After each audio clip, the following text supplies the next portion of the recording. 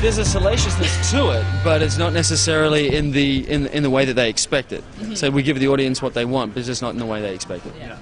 I think with this film, we just sort of see two people who meet each other and are thrown into this kind of whirlwind, and nothing makes sense about it. And that's what I love about it, because how often does love really make that much sense?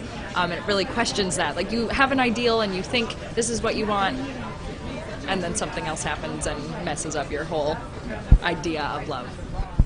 In terms of preparing, how do you prepare yourself to fall in love on screen?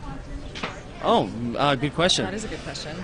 Look, at first I would say Canadians and Australians, as you could attest to, have very sort of similar sentimentalities, lust for life, sense of humour, and then combined with the fact that she's just a sort of a naturally gorgeous, vivacious woman, it made it pretty easy for me, to be honest. She had to work a lot harder. I think ditto to all that. Thank God I didn't have this moustache when we were shooting the film. Would have been a completely different movie. Yeah. It was a fun film to do for a lot of reasons. You know, I mean, yeah, everybody was really nice. That happens a lot in Canada. Everyone seems to be really nice. So that's good. We're in a beautiful location, which is good. And everyone was just sort of, you know, running around, you know, renting mountain bikes and going whitewater rafting and that sort of thing. It's hard to be pissed off after whitewater rafting. That's like the perfect asshole litmus. Are any of you live? No, you have a DAT recorder. Yeah, so if you're a prick after whitewater rafting, then kill yourself, you know what I mean? So a lot of people we would just kind of go mountain biking, and you got to follow, like, Ryan McPartland. The guy's built like a puma and stretched out to 7 feet, and he tried mountain biking up a hill after that guy. He looks like an Olympic swimmer. So, you know, I got a workout, and I ate some poutine, and I floated down a river. You know, casting is a very intuitive process. You know, you can't really cast on an intellectual basis. You have to go with your heart and your feeling, flavor, the energy. And certainly with Sara and Ryan, that was palpable. It was really a no-brainer. When they started to perform together, when we were auditioning, it was kind of really strong, really electric, and really something unique. He was amazing. Got to play, very relaxed. Yeah, he had a very chill nature to him, and where we were shooting was so beautiful, and he made it look beautiful, because sometimes you can't capture that on film, the reality of it, but he makes it look amazing. It's like, honestly, it was like adult summer camp. Because first of all, we're in one of the most beautiful places in the world, like, as you can see from the images in the film, like, it's breathtaking. And so, you know, on days off, we'd go mountain biking and hiking, and there was like whitewater rafting and so much to do that it was so much fun. You know what? I don't see him as the bad guy. I see him as a guy who's just trying to protect his life. Danny Hart was a good guy who actually just loved his wife, and who wouldn't go to all costs and all extremes to just protect the one they love and their life that they have. It's always more fun to play the bad guy. Trust that it's more fun. Oh gosh, I loved everything. I mean, the best part was just knowing who was part of it and where we were going to go film. You know, we spent almost 3 months in one of the most beautiful settings in the world. Alberta is just absolutely phenomenal. And with the type of talent associated to the project, from the producers to the director to the crew and obviously the cast, it was flawless. It was amazing. Yeah.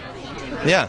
You have a very interesting way of showing a female where a guy falls in love with her and she kind of questions, you know, what is really the basis of what you're in love with. Can you tell me about that?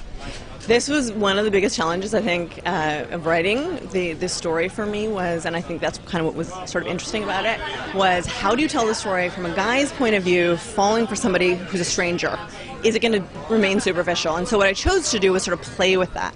She accuses him of being superficial, and he's totally open to it, but I'm finding these things out about you. I'm essentially sort of chasing you down and learning about you, and I'm falling for you. But that was one of the biggest sort of challenges. I think what is lovely about Ryan is that you kind of fall for him so much. You never sort of think of there being superficiality or menace in him, which is a huge testament to him.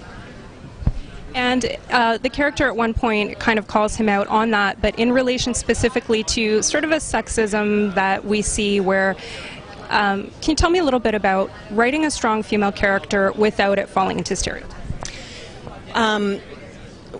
It was a really sort of tough challenge, and that's a good question, because I had to give her things he could see that would mean something about her inner life. So her job became very important to who she was, where she lived, the little things she would do, like steal newspapers, these little secrets, was really important to me. And as a woman, and who watches all kinds of films and sees how women are portrayed, I wanted to try and do service to her inner life a little bit, and so I hope I succeeded. Welcome to the Toronto Film Festival. Thank you.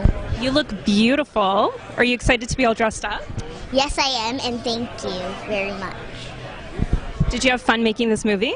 It was very fun. There's an extremely talented cast and crew. Our director, Jeremiah, is extremely talented. This is my first movie, so they just sort of helped me through the way, and it was very fun. Well, you did an amazing job. I absolutely loved you guys in the film. Were you nervous? Thank you, and some parts I was nervous, but it was a fun nervous, not a bad nervous, so it was very fun.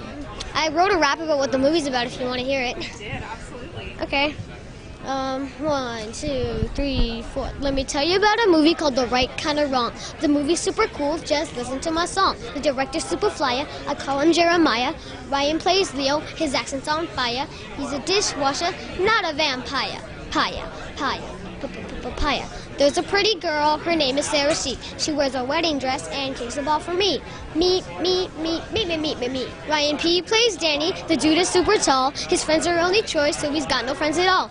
Whoa, ayo. Down in Hollywood, where the movies get made, there's always one producer that makes sure you get paid. Rob. If you want to see what happens, you gotta watch the show. Now my song is over. Peace, I gotta go.